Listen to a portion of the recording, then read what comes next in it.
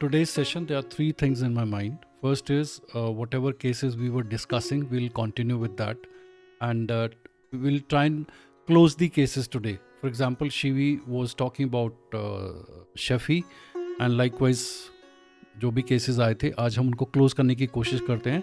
We'll come out with line of action. As a counselor, what are we supposed to do?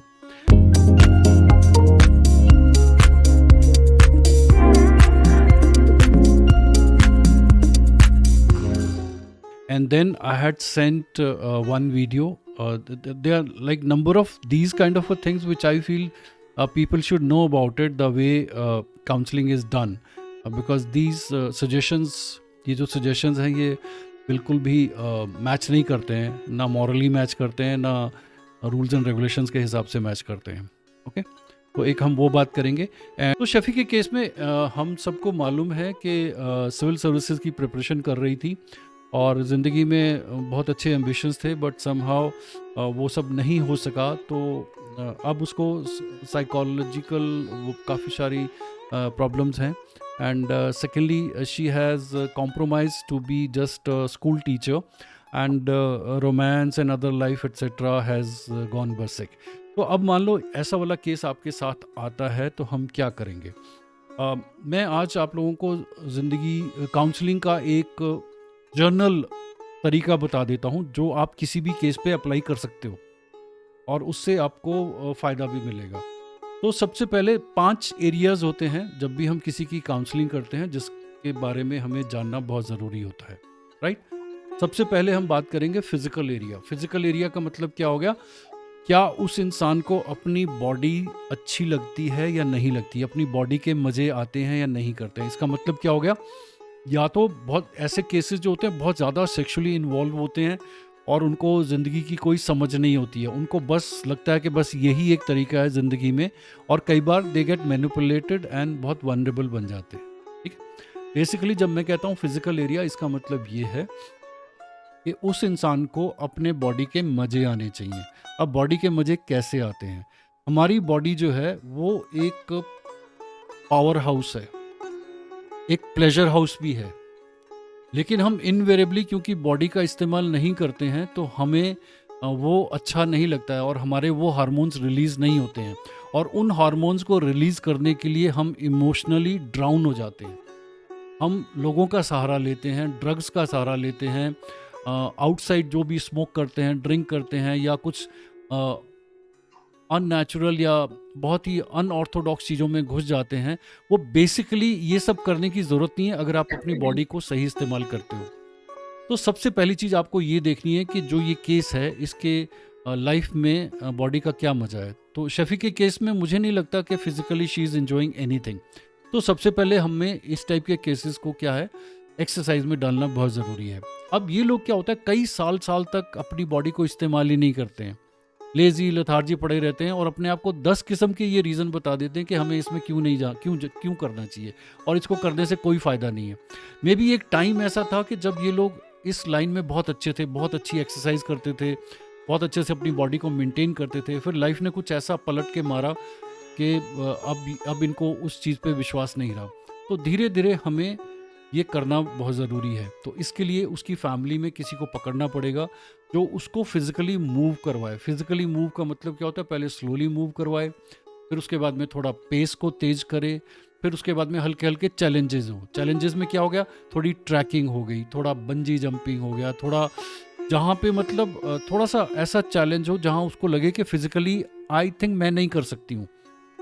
तो उससे क्या हो जाएगा, dopamine निकलेगा. रोज़ अगर हम एक्सरसाइज करेंगे तो उससे क्या हो जाएगा, एंडोर्फिन निकलेगा. तो ये जब हार्मोन निकलने शुरू हो जाएंगे तो वो आपको एज ए काउंसलर सुनना पसंद करेंगे. मेरा फेवरेट तरीका है, जब भी कोई मेरे पास में आता है तो मैं पहला उसको यही बोलता हूँ कि भैया आई वांट कि तुम 18 किलोमीटर रन करो विद इन ए वीक, और अगर जल्दी कर सकते हो तो रन करके फिर मेरे पास आ जाओ. बिकॉज अगर उसके अंदर वो हार्मोन रिलीज नहीं हो रहे हैं तो वो आपकी काउंसलिंग पे ध्यान ही नहीं देगा. वो आपको 2 दिन में फेलियर घोषित कर देगा कि इस काउंसलर का कोई फायदा नहीं है, आपके पैसे बर्बाद गए. ये बहुत ज़रूरी है. Okay, Yes. तो फिजिकल पार्ट, अब कई लोग ऐसे होते हैं जो फिजिकली एक्सरसाइज ऑलरेडी कर रहे होते हैं और उनके वो हार्मोन रिलीज हो रहे होते हैं, तो वहाँ आपको फिजिकली कुछ ज़्यादा उनको करने की ज़रूरत नहीं, बस उनको बोलना इस चीज़ को मेंटेन रखो। अब जब फिजिकल पार्ट हो गया, फिर हमने देखना है कि कोई ऐसा तो नहीं कि किसी सब्सटेंस का वो मिसयूज़ करते हों। जैसे I was talking to somebody, तो जब उस लड़की ने काउंसलिंग करवानी शुरू करी, she was a chain smoker. तो जब I have been a chain smoker myself, तो मैंने जब उसको अपनी कहानी बताई और हमारी इंटरेक्शन शुरू हुई, तो सेकेंड थर्ड सेशन में she stop smoking. She said कि सर मेरे पास 2 मोर की सिगरेट्स पड़ी हैं, बस मैं इनको सामने रखूंगी, मैं पीऊंगी नहीं। अभी कल परसों मेरी उससे बातचीत हुई, since she was not in touch. हो जाता है कभी फाइनेंशियल इश्यूज होते हैं, काउंसलर से आप कॉन्टिन्यूसली टच नहीं कर सकते, तो शी सेड कि एक ही दिन में मैंने 4 सिगरेट और 1 सिगार पिया। बिकॉज अगर कोई, जिसको आप काउंसल करते हो, वो सब्सटेंस को यूज़ करते हैं और अगर उनको फ़ायदा नहीं होगा या इस तरीके से हो जाएगा, तो वो उसका मिसयूज़ कर सकते हैं। तो आपको पता होना चाहिए कि क्या वो कोई सब्सटेंस यूज़ करते हैं, it can be anything, right? तो अब एकदम से किसी को नहीं कहना है कि आप इसको छोड़ दो, आप स्मोकिंग छोड़ दो, आप ड्रिंकिंग छोड़ दो, आप जॉइंट लेना छोड़ दो, या जो भी वो लेते हैं। आप एकदम से उनको ये नहीं कह सकते कि आप ये सब छोड़ दो, बिकॉज अगर आपने एकदम से बोला कि आप ये सब छोड़ दो, तो वो आपको छोड़ देंगे, वो आपको छोड़ देंगे। तो आपने कभी भी, मैं आपको बताता हूँ, मैंने बहुत सारे ऐसे केसेस किए हैं where I been talking to rapist, kidnappers, murderer. हम कभी भी इस टाइप के इंसान को ये नहीं बोलते कि तुमने गलत किया इनिशियल स्टेजेस में, क्योंकि इनिशियल स्टेजेस में तो सारी दुनिया उसको गलत बोलती है, उसका खुद का कॉन्शियस भी उसको प्रिक करता है कि हाँ मैंने गलत किया, और ऊपर से आपने भी एक स्टैंप लगा दी कि हाँ भाई तू तो गलत है, तो फिर वो इंसान कहाँ जाएगा? उस इंसान के पास में सुसाइडल अटेम्प्ट्स या बहुत टेढ़ा मेढ़ा करने के अलावा और कोई रास्ता बचता नहीं है।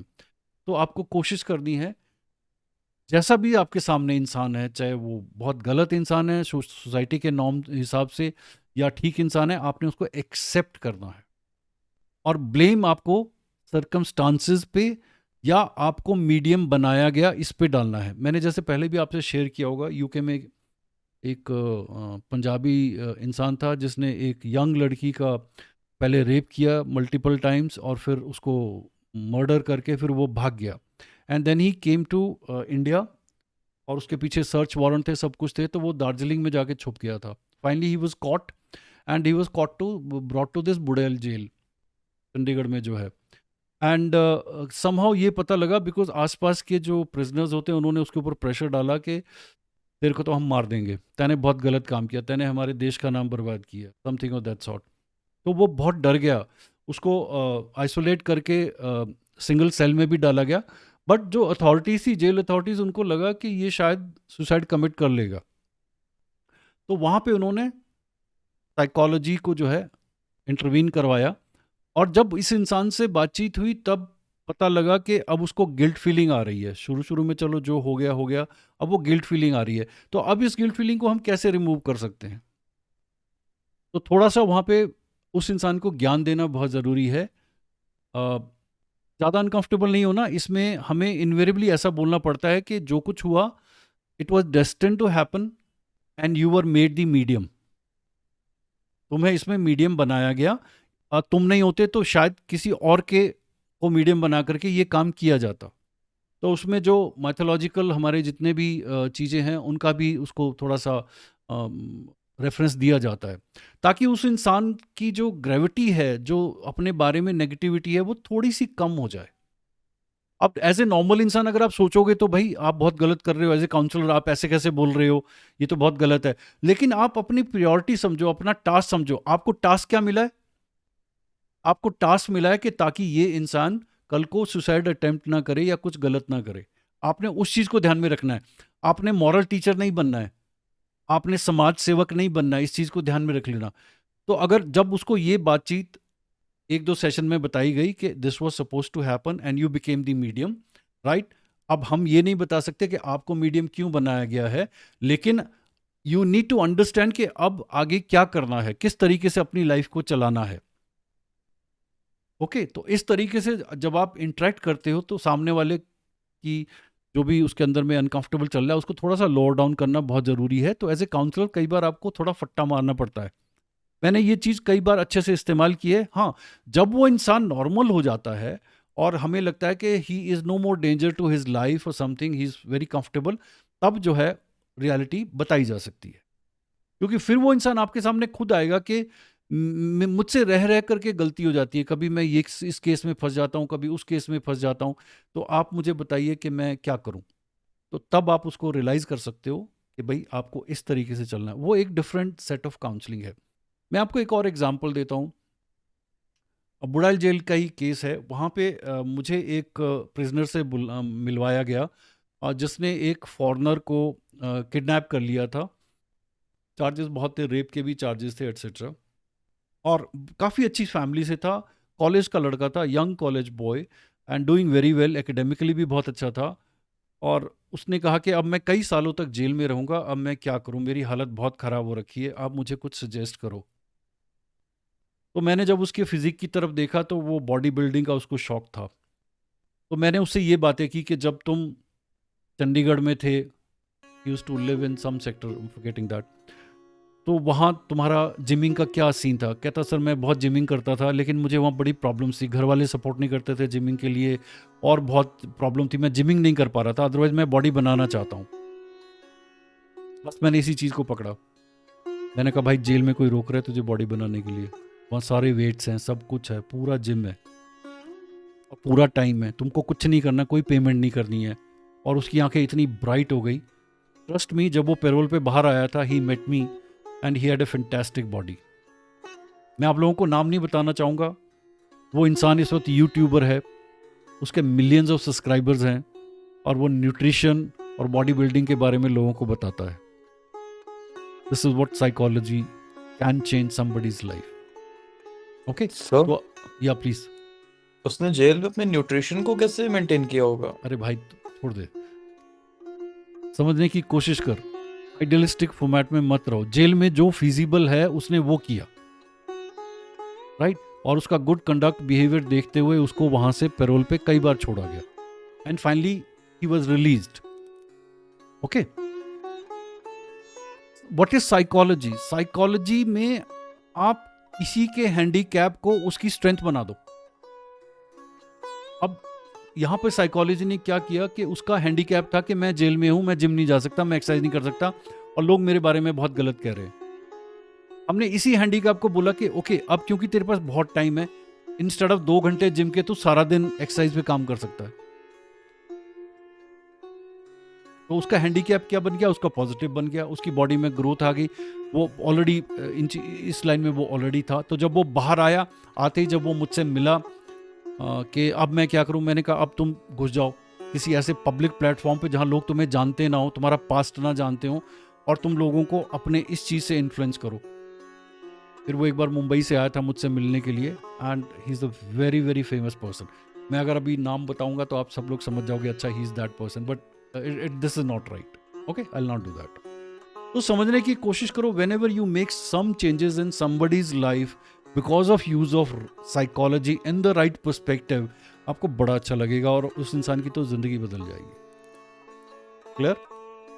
ओके, तो शफी के केस में हम क्या करेंगे? सबसे पहले उसको फिजिकली हम एक्टिव करेंगे, ठीक है? फिजिकली एक्टिव करने के बाद में, फिर उसके बाद में जब उसके हार्मोन रिलीज हो जाते हैं, तब हम उससे नॉर्मल उसकी बातें करेंगे। बिकॉज अभी आप कुछ भी बोलोगे तो उसके मन में ये फीलिंग है कि नहीं, ऐसा तो हो ही नहीं सकता। चलो हम इस चीज पे बात करते हैं, वाई हमारा ऐसा क्यों होता है कि मोस्ट ऑफ दी जो साइकोलॉजी के केसेस होते हैं, अनकंफर्टेबल केसेस होते हैं, वो सब यही बोलते हैं कि ऐसा नहीं हो सकता है। इसके पीछे कारण क्या है? ओके, और कुछ? लैक ऑफ सेल्फ कॉन्फिडेंस, और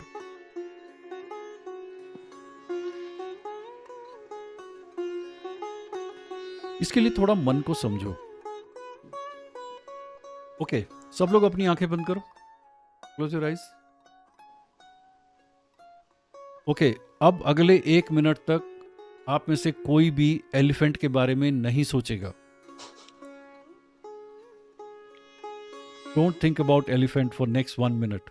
ओके, लेट्स सी। बिल्कुल नहीं सोचना है। क्या साइज है, कैसा है, बिल्कुल नहीं सोचना है। ओके, मेरे ख्याल से एक्सपेरिमेंट हो गया, आंखें खोलो। हाँ, अब बताओ क्या कहना है प्रिया, क्या कलर था? सर टू बी ऑनेस्ट मैं किसी और के बारे में सोचने लगी क्योंकि पता है मुझे जो हाँ नहीं बोलते उसी के बारे में सोचते हैं। हाँ हाँ, समझने की कोशिश करो। हम अपने मन को जो भी मना करते हैं, मन को नेगेटिव समझ ही नहीं आता है। आप किसी यंग गर्ल को बोलो don't talk to this boy, he is not a good boy, तो उसको लगता है कि मतलब नॉट और डू नॉट वर्ड तो जाते ही नहीं है हमारे। आप जिस भी चीज को नहीं करना चाहते हो तो उसको अगर एक बार आपने अपने मन में ले लिया कि आई will not do this, your mind will help you in doing that. इसीलिए कहते हैं ना, what you resist will persist. persist. Okay, तो एज ए साइकोलॉजिस्ट हम क्या कर सकते हैं?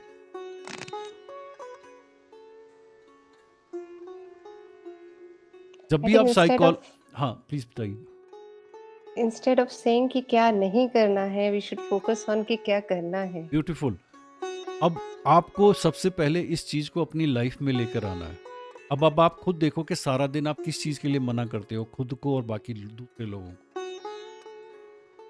मैंने अपनी लाइफ में बहुत चेंजेस लाए हैं। जैसे मैं अनकंफर्टेबल वर्ड बहुत ज़्यादा यूज़ करता हूँ। पहले जब मैं आर्मी में था तो बहुत लैंग्वेज भी थोड़ा अनकंफर्टेबल थी, काफ़ी कुछ टेढ़ा मेढ़ा भी निकलता था। तो फिर मुझे जब लगा कि अब as a counsellor I can not use these words, तो मैंने अपने आप को माइंड को दोबारा से प्रोग्राम किया। तो मैंने जहाँ जहाँ कुछ भी ठीक नहीं होता वहाँ पे वर्ड अनकंफर्टेबल को डाल दिया और अब आदत पड़ गई। तो इसी तरीके से अगर आपको काउंसलिंग में सीरियसली जाना है तो आपको अपने आप को ये बताना पड़ेगा कि मैं किस तरीके से अपने आप से और लोगों से बातचीत करूं जहां मुझे ये ना बोलना पड़े डोंट डू दिस। हाँ, वंस ए वाइल एक आधी बार बीच में बोलना पड़ जाता है, हम इंसान हैं, लेकिन मैक्सिमम टाइम हम वो बोलें जो एक्चुअल में हम चाहते हैं कि हो जाए। जैसे एक बच्चा अगर सोफे के ऊपर कूद रहा है, दबा करके कूद रहा है, दे दनादन कूद रहा है, तो आप क्या बोलोगे? मान लो प्रिया, योर सन फ्यूचर में बहुत सोफे के ऊपर कूद रहा है, तो तुम क्या बोलोगी उसको? मत खोदो, मतलब आराम से बैठो। जनरली लोग बोलते हैं जनरली कि ऐसे ही मत बोलते खोदो हैं। गिर जाओगे। हाँ, तो वो सोफे को छोड़ करके बेड के ऊपर कूदना शुरू कर देगा, फिर तुम वहां से बोलोगे वो कहीं और कूदना शुरू कर देगा। अब आपको ये सोचना है आप चाहते क्या हो। आप चाहते हो कि वो ना कूदे, अगर ना कूदे तो do you have a plan for him कि what is he supposed to do, what do you want him to do? If you want him to study, if you want him to do a particular thing, then don't tell him कि इसके ऊपर jump मत करो, ये sofa टूट जाएगा या तुम्हारी टांग टूट जाएगी। Don't do those. Don't say this. Just hold his hand, quietly bring him down and take him to the place whatever you want him to do. Because he wants to do something. उसके energy level बहुत high है, लेकिन आपके पास plan नहीं है उसके कि उसको क्या करना चाहिए। आपके पास सिर्फ ये है कि तुम ये मत करो, बट अगर मैं ये ना करूं तो करूं क्या, वो नहीं है आपके पास में। Are we clear on this?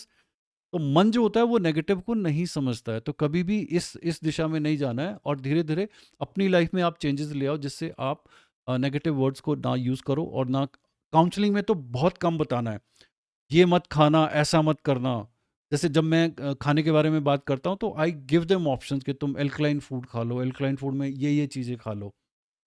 Okay, और बाकी चीज़ों के लिए ये नहीं बोलना कि ये मत खाना। जैसे लोग बोलते हैं कि I am addicted to fast food या पिज़्ज़ा खाते हैं, हम ये खाते हैं, तो I don't say don't eat. It सा जस्ट लेस कर दो, क्वांटिटी लेस कर दो, continue enjoying fast food also but less quantity कर दो। डन। तो एक तो ये हो गया हमारा। तो शफी के केस में क्या हो गया, एक तो हम उसको फिजिकली एक्टिव करते हैं और फिर उसके बाद में जब उसके हार्मोन रिलीज हो जाते हैं तो फिर हम उससे रैशनली बात करते हैं कि देखो तुम्हारी ये सिचुएशन है, तुम्हारी एक्सपेक्टेशन बहुत आई थी लेकिन अब तुम इस ग्राउंड पे आ चुकी हो, तो अब क्या करना चाहिए। तो नाउ जो भी उसके पास एनर्जी बची हुई है, we have to plan things. Otherwise अगर ये 2-4 साल और कंटिन्यू रहा तो she will resort to be just a school teacher और जिंदगी भर वो फ्रस्ट्रेटेड रहेगी कि मैं आईएएस बनना चाहती थी और अब देखो मैं स्कूल टीचर हूं। और उसके स्कूल में गलती से कोई आईएएस ऑफिसर आ गया तो बस उसकी बैंड बज जाएगी। तो अगर कोई आदमी अपने हिसाब से नहीं चल पाता है, अपनी एक्सपेक्टेशंस को नहीं मीट कर पाता है, तो ज़िंदगी भर वो फ्रस्ट्रेटेड रहता है। वो अपने रिलेशनशिप में, वो अपने करियर में, हर चीज़ में जो है फ्रस्ट्रेटेड रहेगा। हो सकता है अगर वो शाई पर्सनैलिटी है तो ओपनली ना बात करे, बट अंदर ही अंदर सल्किंग तो चलेगी। तो बेसिकली क्या करना होता है उसके बाद में, फिर दोबारा से हम फिर क्या करते हैं, उसका पर्सनैलिटी टेस्ट करते हैं। MBTI कर लो, 16PF कर लो, हॉलैंड वाला कर लो, रेसिस, जो मर्जी करना है, बहुत सारे टेस्ट हैं, कोई भी उसका टेस्ट कर लो। टेस्ट करने के बाद में अब देखो कि उसकी ये पर्सनैलिटी बन रही है, कंफर्म करो उससे बात करने के बाद में, और फिर उसको बताओ कि तुम्हें अब ये जो प्रेजेंट कर रही हो इसको कंटिन्यू रखो, but add on your skills related to this. तो एज ए काउंसलर अगर आपने उसके हार्मोन रिलीज करवा दिए बॉडी में और उसको एक नया रास्ता दे दिया जो फिजिबल हो, राइट, और उस लाइन पे उसको डाल दिया, आपका काम हो गया। That's all. क्योंकि ऐसे तो काउंसलिंग की जरूरत तो जिंदगी भर हर इंसान को रहती है, बट इतना सा काम आप कर सकते हो और इसमें तकरीबन 3 महीने का टाइम लग जाएगा आपको। Okay, yes Shivi, anything you want to know about Shefi? Sir थोड़ा सोचना पड़ेगा मुझे। ओके, चलो let's come to Ritwik now. Yes, sir. You were talking about a girl who was in shooting and had a very uncomfortable family issues, etc. So Yeah. what is her present status? अभी क्या scene क्या है? Does she live alone or she lives with the family? No, she lives alone. वो 13 साल की उम्र से ही घर से अलग रहती हैं।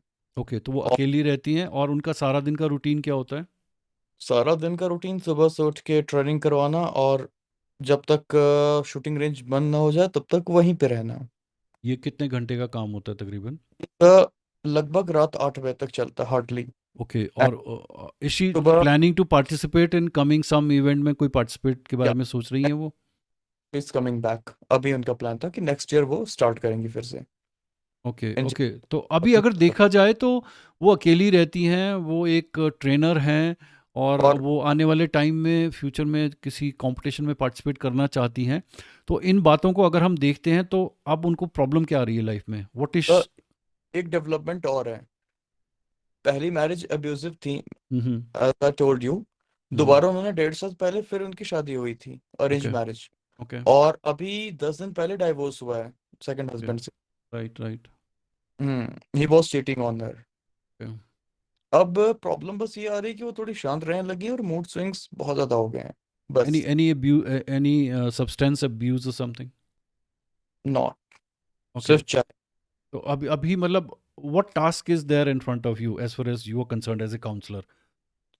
मेरे पास सिर्फ एक ही टास्क है कि उनके मूड स्विंग्स को थोड़ा सा बैलेंस करना और उनको जो थोड़ा सा चेंजेस आए हैं आफ्टर डाइवोर्स उसको थोड़ा सा नॉर्मलाइज करना। Okay. Does she have somebody on the borderline? Somebody can come more close to her from her social circle to intimate circle? Does she have any guy? Not at all. Okay. Okay. Fine. So इस case में क्या होता है कि every female needs a male energy and similarly males need female energy, right? और अगर ऐसा available नहीं होता है तो उनको ये एनर्जी खुद जनरेट करनी पड़ती है। तो ऐसी फीमेल्स को जल्दी दाढ़ी मूंछ जल्दी आ जाती है। जहाँ भी मेल साथ में नहीं होता है तो बहुत जल्दी से उनको हार्मोन्स आने, मेल्स वाले हार्मोन आने शुरू होते हैं, आवाज़ में थोड़ी सी वो शूडनेस भी आ जाती है मेल्स वाली, राइट? वो फेमिनिज्म थोड़ा ख़त्म होना शुरू हो जाता है। तो बेसिकली अभी तो क्योंकि 10 days हुए हैं तो अभी तो she'll take about couple of months to get over that, right? तो अभी जो डिवोर्स हुआ इसमें what is her mental status? मतलब is she okay with this divorce और she is unable to accept this divorce? Sir उन्होंने खुद ही इनिशिएट किया ओके जब प्रॉब्लम्स बहुत ज्यादा बढ़ गई थी तब। ओके, तो इसका मतलब डिवोर्स के प्रोसेस में टाइम लगा हो तो she is almost out of this relationship? नहीं सर हो चुका है, प्रोसेस भी हाँ, तो या इसका मतलब वो टाइम हो चुका है, जो भी सल्किंग ये वो सब कुछ हो खत्म हो चुका है। कंप्लीटली कट ऑफ तो है। अब उसको you have to ask her to abstain staying with the guys for another 3 to 6 months, no males around, because if now she gets close to a male तो she will make the wrong choices again, because इसमें generally क्या होता है कि हम पुराना हमारा जो रिलेशनशिप रहा होता है उसको ध्यान में रख करके हम चलते हैं और हम गड़बड़ कई बार कर जाते हैं। तो बेस्ट तरीका तो यही रहता है, जैसे मैंने लास्ट टाइम भी आपको बताया था, कि दोनों के पर्सनालिटी टेस्ट होने चाहिए और एक कंपैटिबिलिटी रिपोर्ट जो हम बनाते हैं वो बनानी चाहिए, उसके हिसाब से फर्दर डिसीजन लेना चाहिए। आप कुंडली का भी इस्तेमाल कर सकते हो, ऐसा नहीं है, कुंडली भी जो है वो भी काफ़ी चलो मैं आप लोगों से एक शेयर कर लेता हूँ। अभी मेरे पास में एक केस चला हुआ है, the guy has come from US. तो the girl is in US, the guy has come back from US to India for especially because उसको प्रॉब्लम्स आ रही हैं। तो प्रॉब्लम्स क्या आ रही हैं, जब उनका मैंने कंपैटिबिलिटी रिपोर्ट बनाई तो एवरीथिंग इज परफेक्ट, सब कुछ ठीक है, लेकिन और उसको भी लगता है कि ज़्यादा कोई प्रॉब्लम नहीं। When I spoke to his wife in US, she said कि मुझे ज़्यादा प्रॉब्लम नहीं, only thing is he is little casual about managing money issues, that is the only issues. So when I spoke to the guy that what is your actual problem, so he has a problem कि I'm unable to feel that kind of a intimacy with her when I am with her alone. अब ये personality test से नहीं पता लगता है।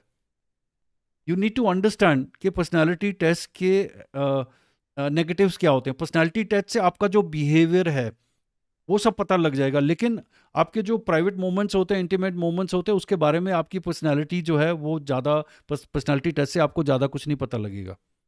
Okay, इसी तरीके से जब हम एप्टीट्यूड टेस्ट करते हैं तो हमें पता लग जाता है कि इस इंसान की इंक्लिनेशन इस टाइप के कामों के लिए है, ये इसके पर्सनालिटी ट्रेट्स हैं, लेकिन वो कितना स्किलफुल है, कितना टैलेंटेड है, वो एप्टीट्यूड टेस्ट से नहीं पता लगेगा। तो जब भी हम कोई साइकोलॉजी का टेस्ट करते हैं, हमें पता होना चाहिए कि इसके प्लस पॉइंट क्या हैं और इसके माइनस पॉइंट्स क्या हैं।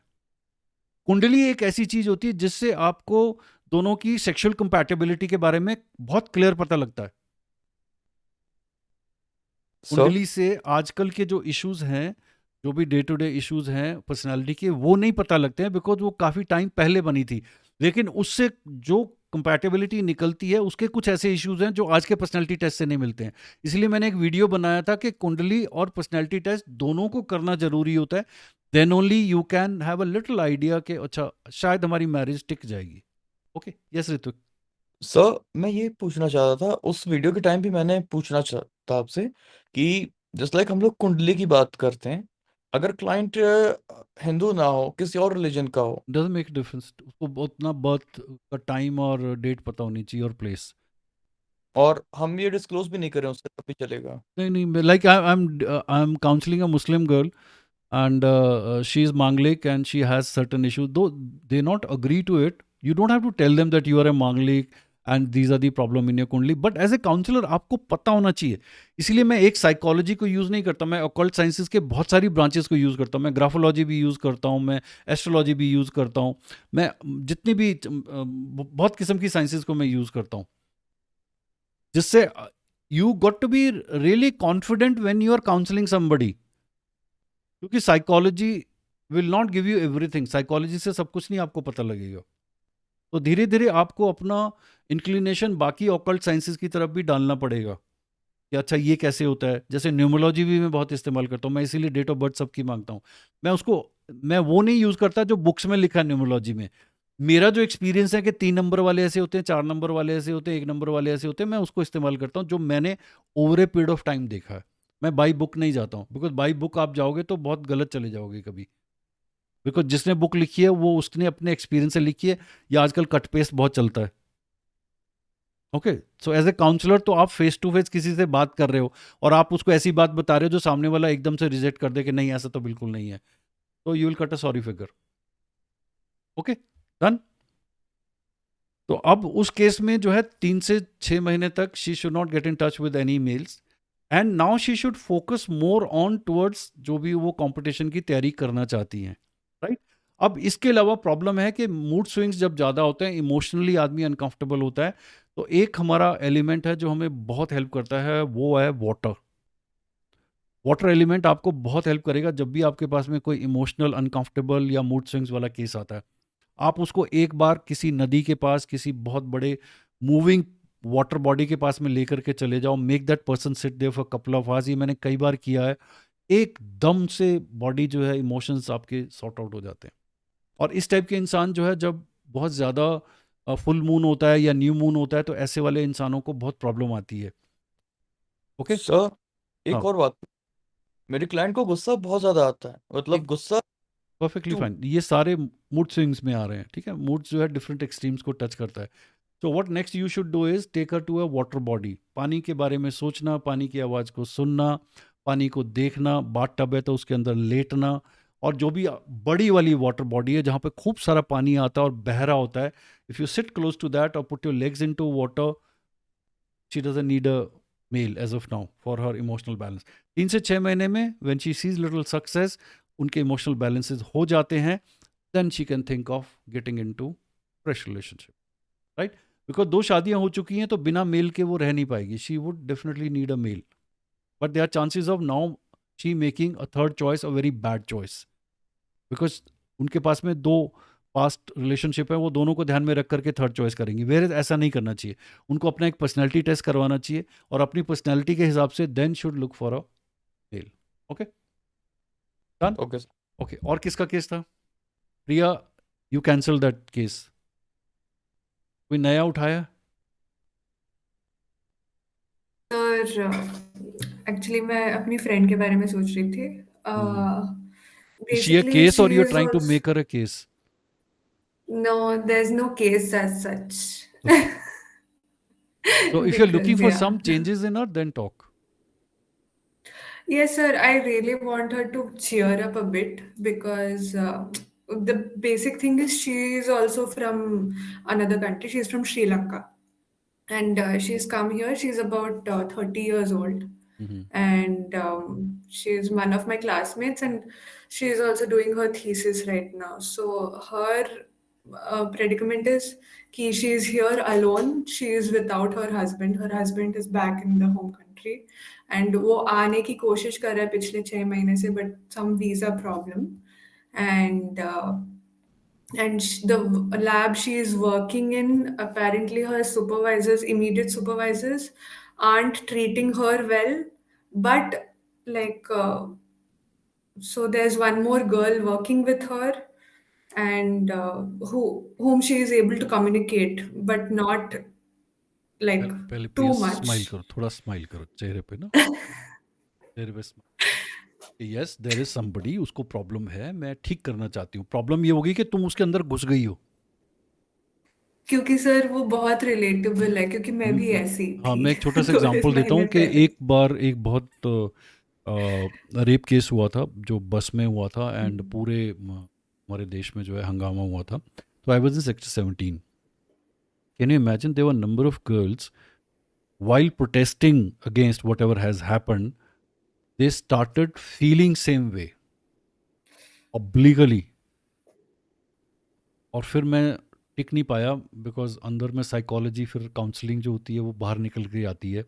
आई picked all those girls, put them in my car, took them out of that scene, and then spoke to each one of them, made them eat, relax, fine, and then they were all, because एक बार जब आप counselling में किसी के अंदर घुस जाते हो, यू स्टार्ट रेजोनेटिंग, तो आपको सारे के सारे सिम्टम आ जाते हैं भाई। इसलिए वेन एवर यू रियलाइज के I am too much into this, smile, take a back seat, because somebody is coming to you, to you need to look after that person। ऐसा ना हो कि तुम भी उसके साथ में ज्वाइन कर लो और दोनों जने फिर गालियां दे रहे हैं दुश्मन देश को और दुनिया को। ऐसा नहीं होना चाहिए। ओके, अब जो केस तुमने बताया इसका मैं एक सिंपल तरीका बता देता हूँ। जस्ट टेल दिस गर्ल कि whenever you are not okay, whenever you feeling uncomfortable, तो बोलना अपने आप से जरा बात करके देखना कि I M uncomfortable, what has happen. आप लोग भी जब भी आपको लगे कि यार मैं सुबह से जल फूक रही हूँ, मैं ऐसे अजीब सा बिहेव कर रही हूँ, तो take a break, 5 seconds, and talk to yourself कि मैं ऐसा क्यों कर रही हूँ यार, ऐसा क्या हो गया है। And you will find 90% time ऐसा कुछ भी नहीं हुआ होता। वो इमोशन जो होते हैं ना, वो अर्थमेटिक प्रोग्रेशन हो जाती है। वो किसी ने सुबह कुछ गड़बड़ की थी तो उसके बाद में हर चीज को आप उसी तरीके से मल्टीप्लाई कर रहे हो। तो some time when you are very uncomfortable, when apparently you don't know the reason why this has happened, तो बेस्ट तरीका ये होता, step back and talk to yourself के why are you not okay, why are you not happy, what's wrong with you। अपने आप से बात करो एंड यू विल फाइंड के हाँ यार ऐसे में तो कुछ हुआ नहीं, अगर हुआ भी तो माइनर से, I can manage it, so why can't I be happy. Just tell her to do this.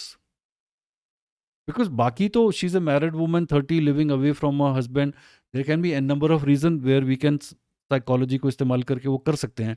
But I think मुझे लगता है कि इस बंदी का लाइफस्टाइल ही ऐसा है, मोस्ट ऑफ द टाइम ऐसे ही रहना, अनहैप्पी रहना। तो इस टाइप के इंसान के लिए ये वाला टिप बहुत काम करेगा।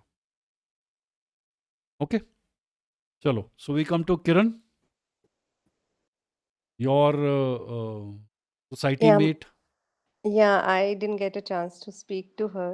Okay, Her date of birth is 9th July. I saw that on Facebook, but I was planning to speak to her, but I couldn't. So, no update. But yes, while you were saying that, she might also be um, maybe inclined towards somebody else. So, I had felt that in previous discussions that I had, that she has a friend who helps her out, you know. And she says, I have a lot of people in the society also talks about that guy who keeps coming to her home. So I don't know what's the truth, but might be somebody she's I hope she is emotionally attached enjoying to. Something. ऐसा तो नहीं है कि नाम खराब हो रखा है और मज़े कुछ भी नहीं आ रहे हैं। I don't know. Just tell her कि ऐसा ना हो कि मतलब the cost of this relationship you are paying too much and you getting nothing in return. She actually spoke about this. Of course, she never admitted that there is something going on. She said it's just the people who has. He's a good friend. He helps me when there's nobody else. So I don't know the truth. So अभी how do we find if somebody is telling us the truth or not? I हाँ, तो think body somebody language, else asked that question also. अभी body language. Okay, freeze, all of you freeze the way you are. Freeze Priya, I told you freeze, get back to your posture, वापस आ जाओ। Okay, let's see what Priya is thinking as of now. This is height of curiosity के, अच्छा अब आगे क्या आने वाला है, अच्छा ऐसा, हाइट ऑफ क्यूरियोसिटी। और अब अंजलि का देखो, ऐसे गाल रख करके, ऐसे हाँ हाँ, ऐसे गाल करके, इसका मतलब, कुछ कुछ आइडिया है? हाँ हाँ, बोलो बोलो। ये एक रिलैक्स पोजीशन होती है, अच्छा ठीक है, ओके, या मैं कर सकती हूँ अगर मेरे पास ये केस आएगा, मुझे ऐसे करना चाहिए। क्यूरियोसिटी है बट उतनी ज़्यादा नहीं है जितनी प्रिया को है। और उससे ज़्यादा प्रिया से और अंजलि के बीच में जो क्यूरियोसिटी लेवल है वो शिवी का है। नेक बेंड हो गई है ऐसे, may be something new coming, inclination, right. तो ओके, आई कंडक्ट, मैं एक सेशन लेता हूँ बॉडी लैंग्वेज का, जिसमें यू कैन मेक आउट सामने वाला झूठ बोल रहा है कि नहीं बोल रहा है। बड़े आराम से पता लग जाता है, झूठ बोल रहा है, डिफेंसिव है, इंटरेस्टेड है, या फट्टा मार रहा है। Will do a session on this, ठीक है? Because as a psychology, as a counsellor, ये आपको पता होना चाहिए कि सामने वाले का सीन क्या है। और इसमें कोशिश ये करना कि एक हिंट पकड़ करके अपना मन मत बना लेना, बिकॉज एक हिंट कई बार किसी की आदत भी होती है। तो कपल ऑफ हिंट्स को मिक्स करके देन यू कैन से कि हाँ, I think this is a lie. अब जैसे मैं अगर झूठ बोलूंगा, आप कभी नहीं पकड़ पाओगे। Like you take me to a lie detector and I can speak anything, lie detector will never catch whether I am lying और नॉट। चलो, इसका Hmm. इसका रीजन क्या है, ये लेट्स टॉक अबाउट दिस। ऐसा कैसे पता लगता है? I think वो हार्ट बीट बढ़ जाती है. हाँ, They जब आप check झूठ बोलते हो तो palpitation. आपकी हार्ट बीट बढ़ जाती है, ठीक है ना? और और कुछ? But if आपके you're convinced in yourself that whatever you're saying is right or true, then probably the heartbeat would go up. हाँ, so what you Just a need guess. is good control over your emotions. Good control. एक तो जो lie detector का जब scene आता है, आपको लिटा दिया जाता है, वो 4-5 पट्टियां बांध दी जाती, तो वैसे ही आपकी हार्ट बीट टक टक हो जाती है। तो वो शुरू में आपसे सिंपल क्वेश्चन पूछते हैं, आपका नाम क्या है, ऐसे क्वेश्चन पूछते हैं जहाँ पे झूठ बोलने की ज़रूरत नहीं है, और वो आपके हार्ट बीट को सैंपल ले लेते हैं।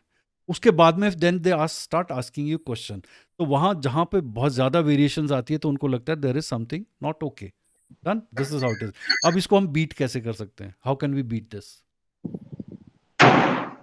we will get training from you.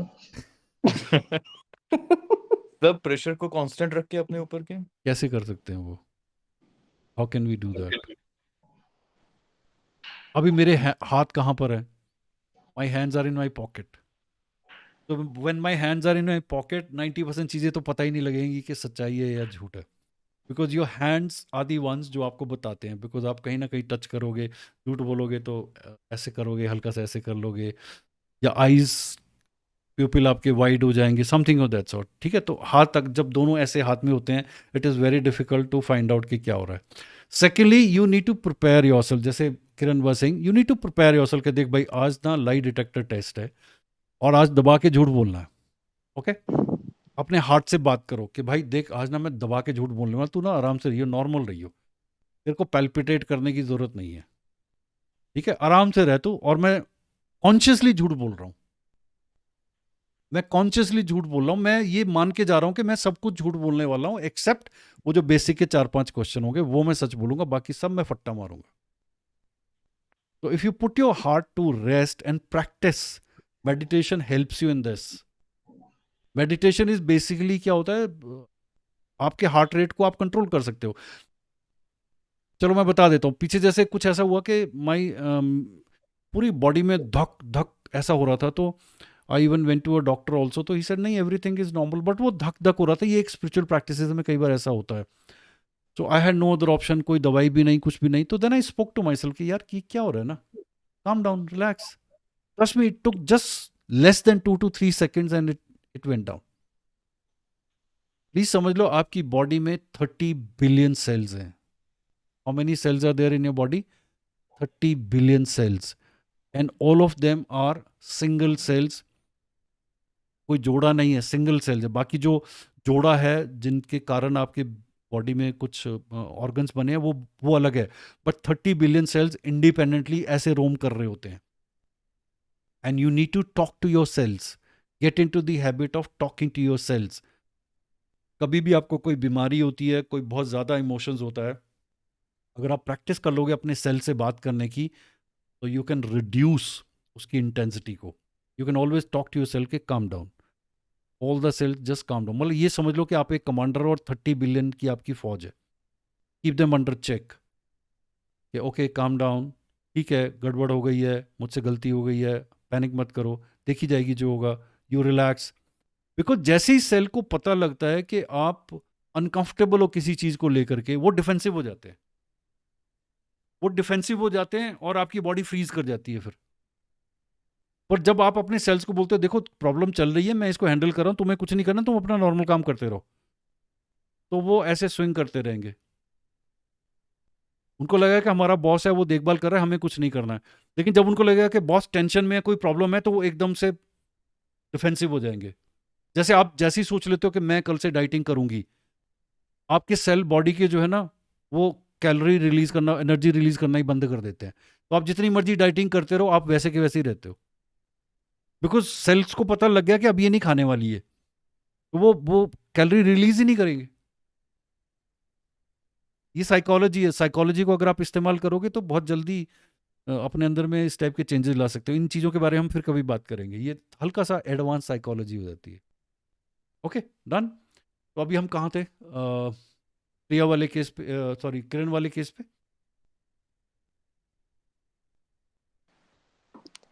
Sir, there's no advancement as such. It's just that the other day I told you that she wanted some guidance on how to proceed on her career because she's never worked before. हाँ, तो So, वो test करना पड़ेगा, like you know that test. वो test करने के बाद में she can clearly get an idea कि what line she should pursue.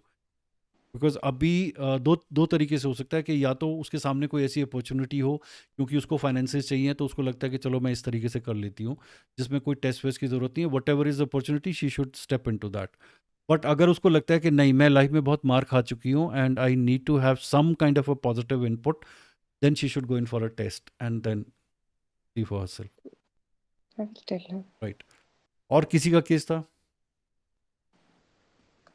Do we have Yes, sir. Yashaswini? Yes, sir. Yashaswini शक्ल दिखा दो। यस।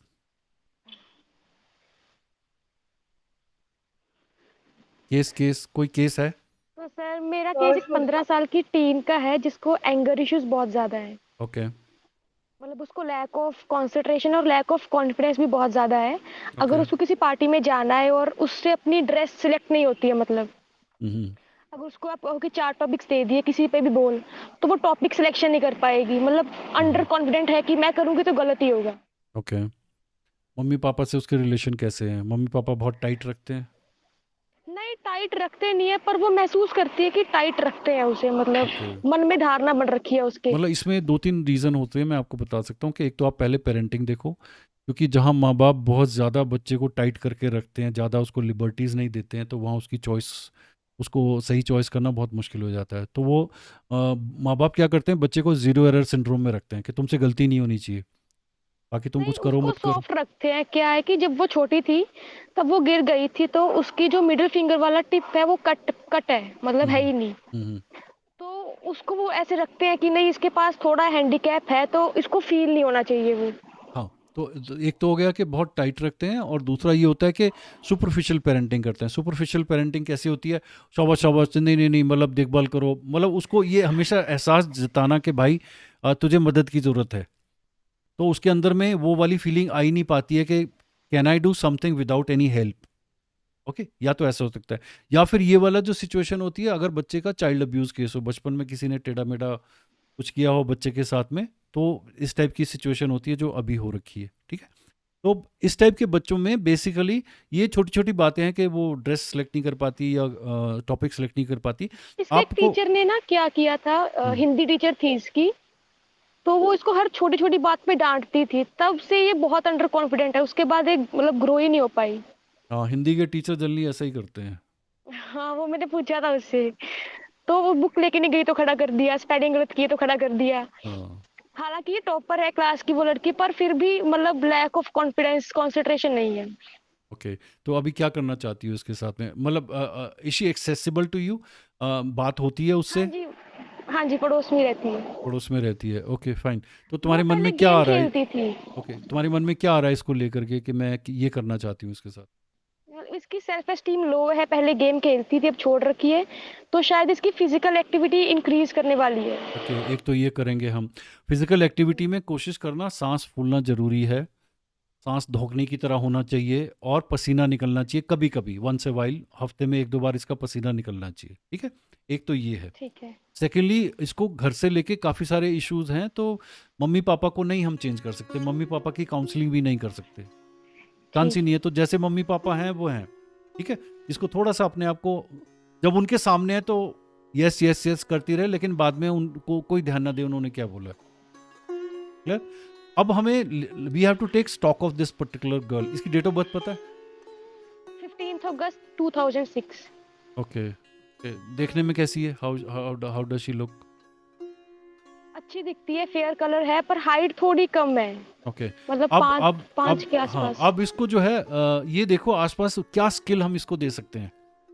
मतलब इसको सब कुछ सिखा दो, जो भी सिखा सकते हो, ब्यूटिशियन का काम सिखा दो, गेम सिखा दो, खाना बनाना इसको सिखा खुद को दो। इंटरेस्ट है उस चीज में, तो हाँ, ब्यूटिशियन वाले। बस इसको ये सारी चीज़ों में सिखा दो। मतलब जो भी आसपास जहाँ रहती हो, जो भी वहाँ पे बहुत सारे लोग हैं जो छोटे छोटे कोर्सेज चलाते हैं, तो या यूट्यूब से कोई कुछ चीज़ सीख ले। मतलब इसको लर्निंग मोड में डाल दो। अगर 3-4 महीने 6 महीने ये लर्निंग मोड में रही और अपने अंदर इसने स्किल्स डाल लिए, तो इसकी सेल्फ एस्टीम ऊपर हो जाएगी। क्योंकि अभी अपने आप को ये जीरो समझती। अभी इसके ऊपर अगर तुम ये टेक्निक लगाओगी ना सेल्फ लव वाली, वो चलेगी नहीं, क्योंकि 15 साल की बच्ची है। सेल्फ लव इसको तब आएगा जब इसने मेहनत की होगी और कुछ एक्वायर किया होगा, तब इसको सेल्फ लव आएगा। ओके, तो इसको स्किल से भर दो and she'll be out of this. Don't, psychology में एक बात आपको ध्यान रखनी है कि कभी भी उस चीज पे फोकस नहीं करना जिसके लिए केस आपके पास आया है। अब जैसे आपके पास केस आया कि जी इसकी डिसीजन मेकिंग पुअर है, तो आप उसकी डिसीजन मेकिंग पे ध्यान देना बंद कर दो। You have to go to the root कि डिसीजन मेकिंग क्यों पुअर है। लो सेल्फ एस्टीम है, या पेरेंटिंग कुछ ऐसी हुई है, एटसेट्रा एटसेट्रा। ठीक है, जब आप रूट कॉज को पकड़ लेते हो, वहां रिपेयर करना शुरू कर दो, डिसीजन मेकिंग अपने आप से ठीक हो जाएगी। नहीं तो मैंने कई लोगों को देखा एज ए साइकोलॉजिस्ट, वो क्या करते हैं, डिसीजन मेकिंग की क्लास ले लेते हैं, उस पर वर्कशॉप कर देंगे, डिसीजन मेकिंग के उसको बता देंगे कि डिसीजन लेने से पहले ये सोचना चाहिए, ऐसा सोचना चाहिए। ये कॉर्पोरेट लेवल पे होता है, हाई। ये 15 साल की बच्ची के साथ नहीं ये सब होता डिसीजन मेकिंग की क्लास। 15 साल की बच्ची को बेसिकली आपको कॉन्फिडेंट बनाना है, सो that for her taking decision is a normal issues. Okay. और इसकी एक और दिक्कत है सर कि अगर इसकी नोटबुक पर का पेज मुड़ जाए, तो उसको गुस्सा बेअंत आता है हाँ, मतलब ये गुस्सा बेसिकली मतलब इसलिए आपने आता है किसी कि नोटबुक ले ली हाँ, गुस्सा बेसिकली इसलिए आता है क्योंकि जिंदगी उसके हिसाब से नहीं चल रही है। इसलिए मैंने बोला इसको स्किल्स में डाल दो। स्किल्स में डालने से क्या होता है, चलो लेट्स टॉक। आप में से जितने भी लोग जिनको सब कुछ आता है, गाड़ी भी चला लेते हैं, कपड़े भी धो लेते हैं, रोटियां भी बना लेते हैं, भाषण भी दे लेते हैं, मतलब जिनको सब कुछ आता है, उनके मानसिक रूप से वो फ्लेक्सिबल हो जाते हैं। लेकिन जिस इंसान को कम चीजें आती हैं वो बिल्कुल रिजिड रहता है। गुस्सा बेसिकली तभी आता है जब आप फ्लेक्सिबल हो ही नहीं पाते, आप सोच ही नहीं पाते कि अगर ऐसा हो गया तो it is a normal thing. तो इसलिए अपने आप को जब आप स्किल से भर लोगे फिर फर्क नहीं पड़ेगा कि ठीक है ऐसा हो गया। डन। चलो और कोई। Ritul are you there? Yes, sir. Yes. Ritul थोड़ा शक्ल दिखाओ, let's see our model, how does she look these days? Yeah, sir. Actually, घर पे ही हूँ अभी. ओके चलो, कोई केस पकड़ा? Yes, sir. Actually, मैंने केस नहीं है. Actually, she's my friend. And मतलब मुझे ऐसे लगता है कि मतलब काफी क्लोज है. And उसने अभी अपनी मतलब DSC क्लियर करने वाली है वो कुछ टाइम में. बट अभी वो फिर से सोच रही है कि वो नीट का एग्जाम दे. Like, she's a very confused girl. Age कितनी And हो गई उसकी है? 19, I think, yeah, 19. नहीं बीएससी कौन सी ईयर में है? Second or third, starting third. मतलब तो शी इज ऑलरेडी 2 इयर्स ले चुकी है वो नीट के लिए। हाँ. एंड नहीं अभी उसने कुछ भी प्रिपेयर नहीं किया है. मतलब उसकी फैमिली की साइड से उसको बहुत ज़्यादा प्रेशर है. एंड मतलब उसकी वजह से ना मतलब उसकी फैमिली में बहुत प्रेशर है. अपनी फैमिली के साथ नहीं रहती है वो अपने. अब रितुल समझने की कोशिश करो, ये पूरा ना खिचड़ी हो रखा है, इसमें करियर, रिलेशनशिप, पेरेंट्स, सब कुछ बहुत सारी चीज़ें खिचड़ी हो रखी हैं। Hypothetically if she doesn't make वो नीट में क्वालिफाई नहीं कर पाएगी तो उसकी हालत बहुत ख़राब हो जाएगी, राइट? इस चीज़ को ध्यान रखना बहुत ज़रूरी है। तो इसको हम सेगमेंट वाइज करते हैं। इस टाइप का जब मैसी सा केस आता है तो उसको हम सेगमेंट वाइज करते हैं। सेगमेंट वाइज करने का मतलब क्या हो गया? सबसे पहले हम क्या करेंगे, उसके करियर का डिसीजन लेंगे। तो उसके लिए हम उसका एक टेस्ट करते हैं जहाँ पे हमें एक्चुअल में पता लग जाता है कि इसको नीट के एग्ज़ाम के लिए जाना भी चाहिए या नहीं जाना चाहिए। ओके, ये उसको क्लैरिटी देनी ज़रूरी है। अगर तो नीट के एग्ज़ाम के लिए जाना है तो कैसे उसको तैयारी करनी है, how much has she prepared, somebody has to get deep into this, right? And then assess the situation कि क्या उसके लिए ये सूटेबल है या नहीं। Because she sees one more failure and she is gone. एक और फेलियर मिल गया ना इस लड़की को, वो गई। तो इसका एप्टीट्यूड टेस्ट करना और फिर डिटेल में जा कर के बताना कि हाँ तुम्हारे लिए ये सूटेबल है और तुम इस तरीके से करो, और अगर नहीं होगा तो तुम इस ये तुम्हारे लिए फर्दर करियर ऑप्शंस आते हैं। या फिर ये बताना कि तुम्हारे लिए नीट बिल्कुल सूटेबल नहीं है, अपनी बीएससी कंप्लीट कर लो और उसके बाद तुम इस कंपटीशन में जाओ या इस टाइप के करियर में तुमको जाना चाहिए। इसके दिमाग में हमने बेसिकली क्लैरिटी डालनी है, कन्फ्यूजन बहुत ज़्यादा है। तो करियर को लेके जब क्लैरिटी हो जाएगी फिर इसको थोड़ा सा किस तरीके से जो भी आसपास नेगेटिव एक माहौल चला हुआ है उसको कैसे मैनेज करना है, उसके लिए बेसिकली वही होता है कि उसकी सेल्फ एस्टीम पे काम करना पड़ेगा, जो अभी हम यशस्विनी के साथ बात कर रहे थे। तो इसको एकदम से सारी जगह पे मत अटैक करो, पहले इसके करियर को करो। बिकॉज जो बीएससी फाइनल ईयर की लड़की के लिए करियर बहुत ज़्यादा इंपॉर्टेंट होता है कि मैं फाइनली ज़िंदगी में कर क्या रही हूँ और जो मैं कर रही हूँ ये मेरे लिए फीजिबल होना चाहिए। अगर फीजिबल नहीं हुआ तो मुश्किल हो जाएगी। Okay, so this is how you can start off with some career test and then counseling, then putting all her doubts to the rest. Clear? और जब ये हो जाएगा then helping her either achieving that or negating that particular thing, और फिर बाकी की चीजें हम कर सकते हैं। Done? चलो और कोई? बस। We have Neha also. Neha, do you have a case? No, sir, I don't have this. Create one imaginary case. एक इमेजिनरी केस क्रिएट करना, बचपन में से लेके अभी तक कहीं किसी को देखा हो, किसी को कोई प्रॉब्लम हो, और मान लो वो केस नेहा के पास आ जाता है तो व्हाट नेहा विल डू। जिंदगी में बहुत सारे हमें ऐसे लोग मिलते हैं जो हमें लगता है जिनको हेल्प की जरूरत है। ओके, तो next time I want you to be ready with the case. We just want some details and then we discuss it, and this is how we अपने आप को हम इवॉल्व करते हैं कि ओके एज ए काउंसलर अगर कोई case आता है तो हमको कैसे करना है, स्टेप वाइज करना है, किस चीज़ पे पहले उसको हिट करना है, एट्सेट्रा।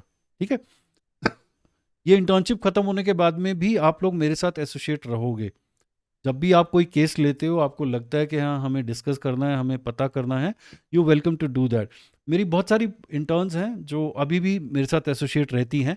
यस, हम थोड़ा सा फाइनेंसिस शेयर करते हैं, वो हम बाद में बात कर सकते हैं, but this is how you have to do, because you would need somebody. जैसे केस आता है कि ओके इसमें क्या करना चाहिए। ओके, चलो, anything else, then I come to the topics. Sir I sir, have a few questions. Yeah please Hrithik बोलो। सर एक बेसिक सा क्वेश्चन था, काउंसलिंग करने के लिए आप एलिजिबल कब से होते हैं? काउंसलिंग करने के लिए कोई एलिजिबल नहीं होता है, ये हम धक्के से करते हैं। ओके। और जितनों को सर्टिफिकेट मिला हुआ है वो काउंसलिंग कर ही नहीं पाते हैं। और तो मैंने जितने भी आज सीनियर से पूछा, कभी टीचर्स से भी कुछ कुछ पूछा अदर देन अंजलि मैम, हम्म। सब कहते हैं आफ्टर मास्टर्स के हाँ पहले काउंसलिंग के बारे में बोलना भी इलीगल है और हाँ, नहीं पनिशेबल। ऐसा नहीं, ये कोई पनिशेबल नहीं है। As far as clinical counselling is concern, you suppose to do your MPhil and accreditation आपका जो है वो रिहैबिलिटेशन काउंसिल ऑफ इंडिया से होना चाहिए, आरसीआई से आपको सर्टिफिकेट मिलना चाहिए, तब आप क्लिनिकल केसेस को ले सकते हो। अपार्ट फ्रॉम दैट, जो पॉजिटिव साइकोलॉजी है, the kind of work I do, इसके लिए आपको आरसीआई या किसी सर्टिफिकेट की ज़रूरत नहीं है, बिकॉज क्लिनिकल केसेस में चांसेस होते हैं केस खराब होने के, बिकॉज उसमें कई बार हमें कॉम्बिनेशन लेना पड़ता है मेडिसिन का और काउंसलिंग का। ठीक है, और क्लिनिकल केसेस में आपके पास लिबर्टी नहीं होती है, क्रिएटिविटी नहीं होती है। आपको पता है कि इसके ऊपर में हमको ये थेरेपी लगानी है या कॉग्निटिव पे चलना है या इस तरीके से हमने चलना है, वहाँ पे आपके पास में ज़्यादा लिबर्टीज़ नहीं होती हैं, फिक्स सॉल्यूशंस होते हैं। Whereas the kind of work I am into, the kind of work I feel you should get into positive psychology, yes, you should have a master's degree done.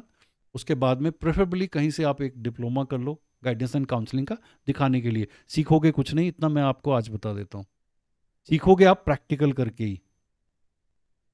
और practical तो अभी से भी start कर सकते हैं फाइनल ईयर से। हाँ, अभी से भी स्टार्ट कर सकते हो, लेकिन ज़्यादा इंथुजियास्टिक नहीं होना है।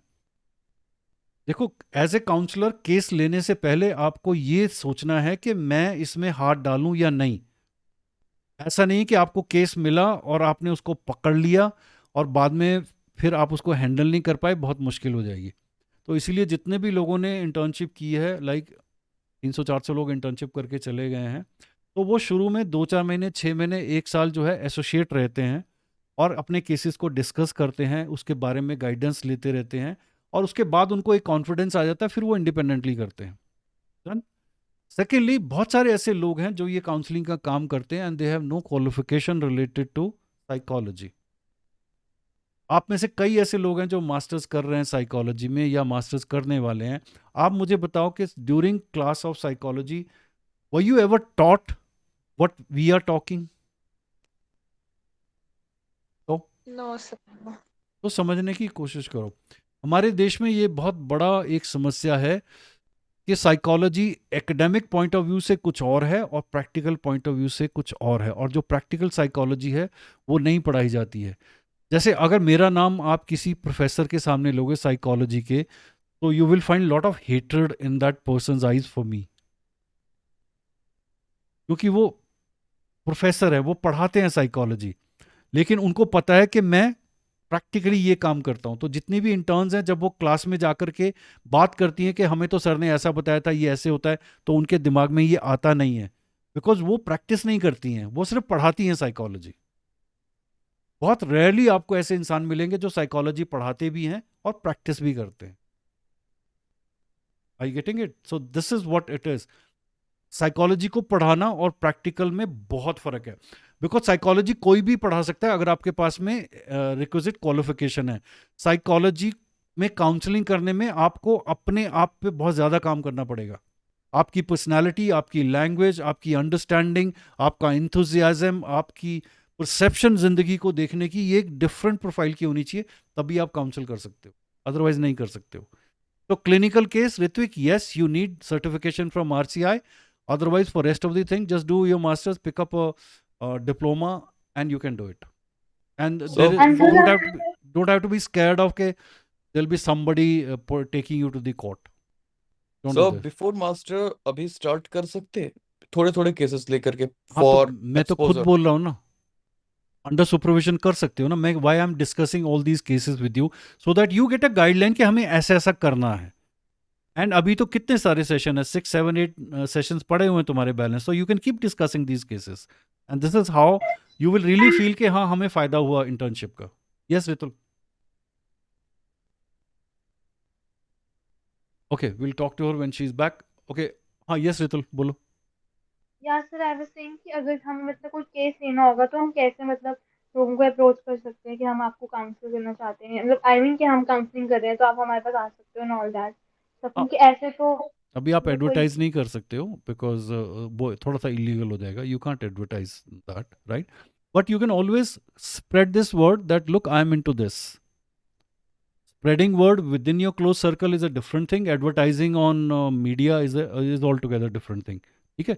आज जैसे मैंने एक लिंक भेजा था, देखा किसी ने? Yes sir. सुबह से मैं कुछ बनाने की कोशिश कर रहा था, मैं इसीलिए लेट हो गया था, जिसमें मैं क्लियरली लोगों को बता रहा हूँ कि भाई ऐसा ऐसा है, मैंने ये किया है, मैं ऐसा ऐसा करता हूँ, तो अगर आपको पसंद है तो ये चैनल सब्सक्राइब कर लो. बिकॉज मेरे को यूट्यूब से हर तीसरे दिन मेल आ जाती है कि सब कुछ ठीक चल रहा है, सब्सक्राइबर बढ़ा लो अपने. और मेरे सब्सक्राइबर नहीं बढ़े. मेरा व्यू टाइम बहुत अच्छा है, व्यू टाइम की प्रॉब्लम नहीं है मुझे, बिकॉज कोई भी मेरा कोई एपिसोड देखता है तो वो पूरा देखता है. लेकिन मुझे प्रॉब्लम आ रही सब्सक्राइबर की, लोग नहीं सब्सक्राइब करते. And I am very hesitant in telling people to subscribe. तो मुझे मेल उन्होंने भेजी कि आप एक वीडियो बनाओ जिसमें कैटेगोरिकली लोगों को बोलो कि प्लीज सब्सक्राइब. तो ऐसे ठीक है, I will do this. This is what I did today, right? Okay. तो अगर हम यूट्यूब पे ऐसे डाल सकते हैं ना कि if you are feeling this you can do that and all those things, तो हम वो तो हम डाल ही सकते हैं, लाइक हाँ वीडियो डाल ऑफ सकते कोर्स. हो, रील बना सकते हो. You can let people know about you that this is what you are into. What we are called? Are we budding psychologists or trainees or something else? You can call yourself trainee psychology, but you don't have to tell people that I am a trainee. You have to just see that मैंने जैसे उसमें बीच में कहीं एक जगह बोला कि I am a psychologist, बाकी मैंने बोला I enjoy talking about people, observing people, getting into this people, so show your interest. और उसके बाद में वो जो तुम्हारे 2 4 वीडियो देखेंगे उसमें उनको पता लग जाएगा कि ये बंदा कितना वर्थ है, उनको आइडिया लग जाएगा इस चीज़ के बारे में. ठीक है. सो क्यूरियोसिटी सबसे पहले, इसमें पैसा मत देखना, अभी मत देखना. अभी सिर्फ जस्ट टेक अ डिप. जब आपको लग जाए कि हाँ अब ये चीज मेरे पकड़ में आ गई है, और एकदम से पूरी साइकोलॉजी नहीं समझ पाओगे. छोटे छोटे जैसे सेल्फ स्टीम कैसे ऊपर करते हैं, ओके मुझे ये पता लग गया, इसमें ये प्रॉब्लम्स आती हैं.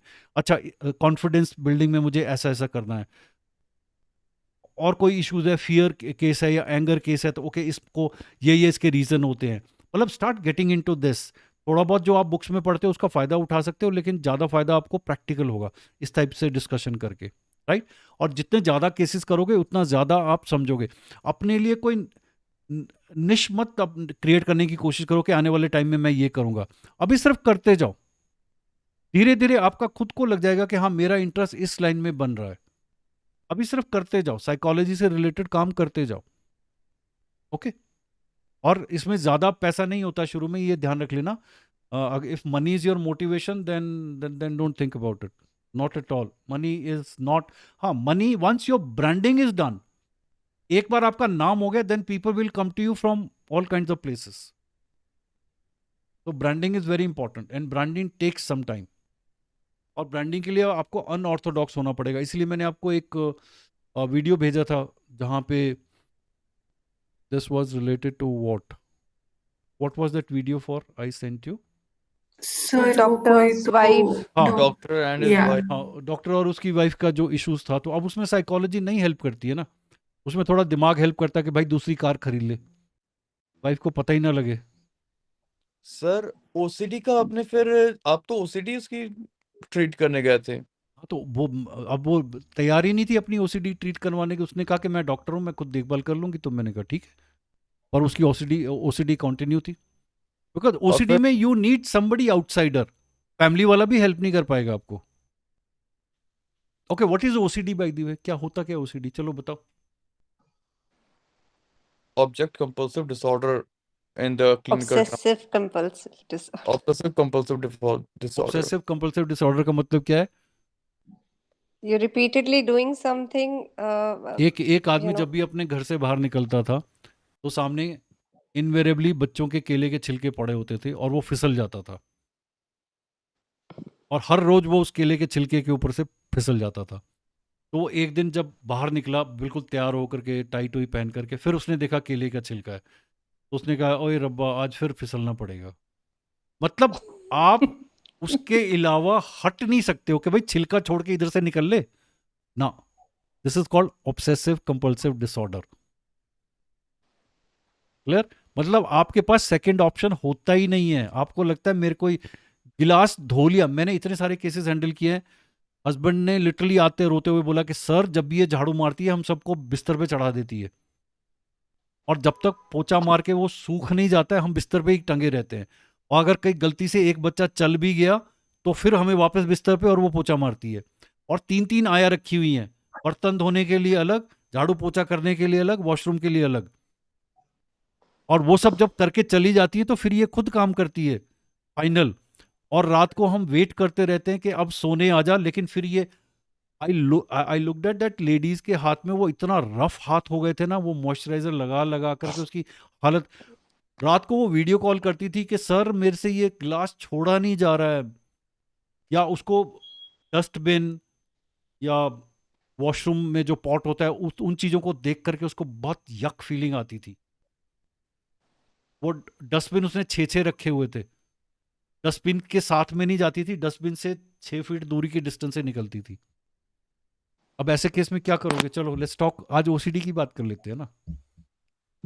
चलो चलो बताओ। सर आपको पता है एक ऐसी लेडी थी लाइक एक जगह पे जहाँ पे मेरी मॉम बिलोंग करती है वहाँ पे, एंड उसको लोगों ने मतलब उसको एक बहुत ही सीवियर लेवल का ओसीडी था। अब मुझे लगता है आज लोगों को पता ही नहीं कि ये कोई साइंटिफिक बीमारी है, तो उन्होंने उसको दूसरे चक्कर में डाल दिया था like black magic and all, कि उसको इसकी वजह से सब कुछ दिखता है एंड ऑल दो थिंग्स। तो आई थिंक कि मतलब अभी लोगों को इतनी अवेयरनेस भी नहीं है इसके बारे में कि ऐसा कुछ होता भी है, बहुत कम तो तुम पब्लिक है। जम्मू में लेक्चर लेने शुरू कर दो ना ओसीडी के बारे में, और केसेस मेरे पास हाँ भेज देना। Okay. Okay, obsessive compulsive disorder basically क्यों होता है? सबसे ये तो समझ गए कि क्या चीज होती है। Clear? Okay, do we have time? कहीं ऐसा तो नहीं मैं जबरदस्ती कर रहा हूँ? अगर आपको लगता है कि हम पक चुके हैं तो हम अगला सेशन ओसीडी कर लेते हैं। नहीं सर टाइम है। नहीं नहीं नहीं, बाकी बाकी fine, चेहरे। रिया fine. पक्का?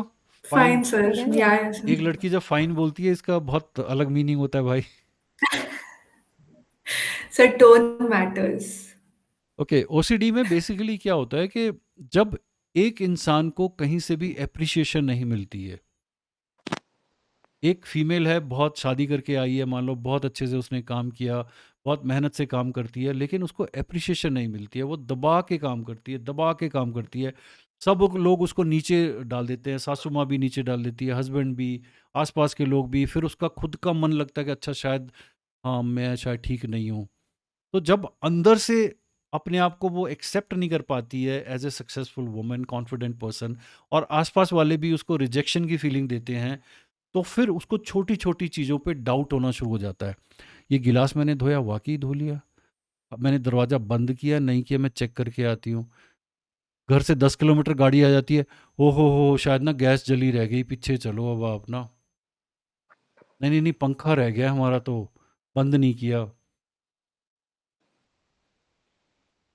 तो ये मैं मिक्स कर रहा हूँ ओसीडी एंड फॉरगेटफुलनेस को। तो इसका एक ही रीजन होता है कि मतलब आपको एप्रिसिएशन ना मिले तो ये आपको ओसीडी हो, लाइक नहीं, कुछ रीज़न और भी भी तो। होते हैं। मैक्सिमम मैक्सिमम केसेस में ओसीडी इसीलिए होता है अगर आपको दुनिया एक्सेप्ट नहीं करती है और आपके जो आप काम करते हो उसको रिकग्निशन नहीं मिलती है, तो आपको सेल्फ डाउट होना शुरू हो जाता है।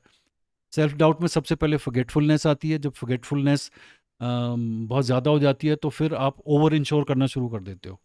और ओवर इंश्योर मतलब इतना ज़्यादा करते हो कि, और ये मेल्स को भी होती है, फीमेल्स को नहीं होती। जैसे आई वॉज डीलिंग विद बहुत हाई फाई इंडस्ट्रियलिस्ट है, उनको लगता है रजनीश यार मैं ताला बंद करने के बाद भी मेरे को शक हो जाता है, मैं गाड़ी 6-6 बार चेक करता हूँ कि मैंने वाकई लॉक कर दिए कि नहीं। एक दो बार ठीक है, और जब भी कभी अगर आपके मन में भी, आप में से भी कईयों के मन में ये आता होगा कि यार मैं चेक करूं हुआ कि नहीं, तो अपने आप से बात करना इन्हें लाफिंगली मोड में कि हाँ यार क्या हो रखा है ना, मैं ओसीडी की तरफ तो नहीं जा रही हूँ ना, चल से चल चेक कर ले, कोई बात नहीं।